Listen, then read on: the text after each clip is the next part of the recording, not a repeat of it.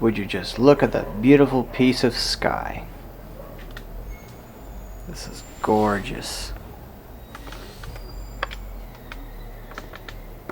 So I bet you all still remember the video where I unboxed the AT3600L. But today I'm here to show the other two cartridges that I have, apart from these two that I showed in the last video. So this first one is the LeSon Axxis, or Axxis. This is the Model 1 stylus because the cartridge is quote-unquote universal. You have like 4 or 5 types of styli for this cartridge. It's not a spectacular cartridge, but this was my first magnetic cartridge, and the one that I used to digitize those two box sets for the first time using a magnetic cartridge. This was my first magnetic cartridge, and it sounds excellent for being such a cheap magnetic cartridge.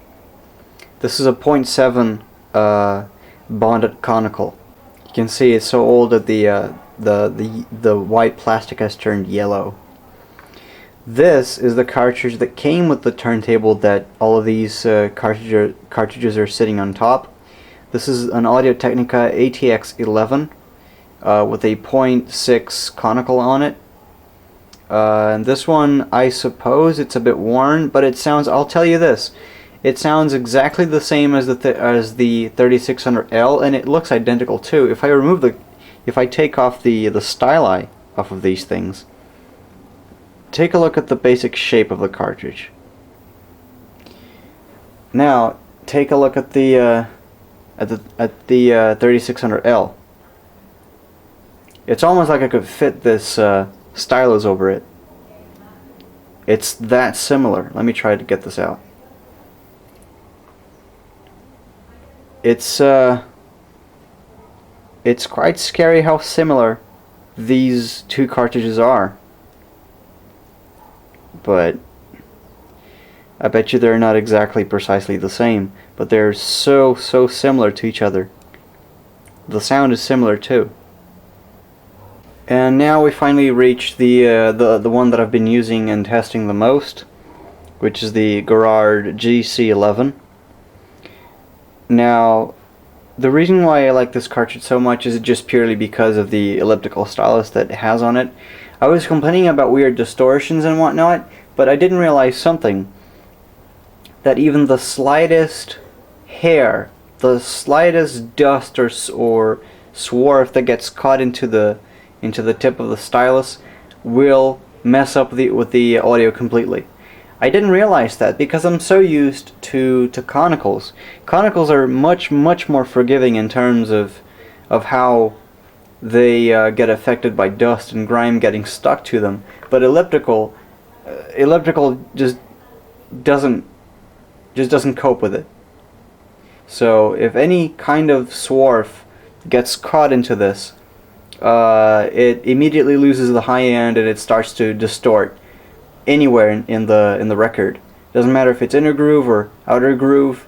If there's anything caught in it, it will distort. Also, I mentioned in the last video that the amplifier that I had beneath this record player, wasn't working. I got it working. I hooked the output of the preamp into the input of the phono input of this thing, if that makes any sense. But this amplifier originally had a ceramic stylus, ceramic cartridge, so it's very bass heavy with not a whole lot of treble, so I have to fix that in post. In post, I say in the equalizer, which brings the hiss up to 11. But the bass is there. It's like the impedance has been matched somehow, and it sounds fine. Now my goal is to get myself a third head shell to further test these two cartridges, especially my first magnetic cartridge, which is a cartridge that I never had the chance to test fully, because the record player, which is below, which is where this cartridge was installed, never had tracking weight adjustment, never had any skate adjustment, or even a proper alignment for that fact. So it's not something that you know, I was able to test this cartridge fully, you know, the way I wanted to test it. I have done some very preliminary testing on this turntable using the head shell which the Gerard is installed on, but I didn't have the protractor to align it properly, and so I didn't test it fully. But this is a .7 Conical. It's an old cartridge. It's a very old 80s cartridge, an original one at that. You can just tell by the yellow plastics. But it sounds amazing, and again, it has nostalgic value, because this was my first magnetic cartridge. And so that is the complete trope, so to say. These are my 4 and only cartridges. I have a 5th, which is the original ceramic that came with the turntable that's beneath, but it's it's 350 miles away at my old house. So these 4 will have to do, and they have been doing.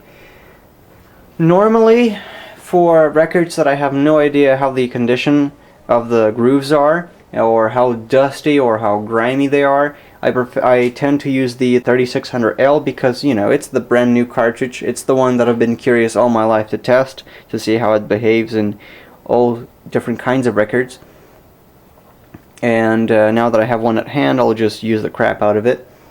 For actual pleasure listening, for records that I'm going to actually sit down and listen to, that I know are good, are not going to clog up the stylus, I prefer to use the GC11 with the elliptical. Yes, this is not a nude elliptical. It's a bond. It's, you know, your lowly bonded elliptical. But this one is original from the 80s as well. The cartridge and the stylus. It's a new old stock.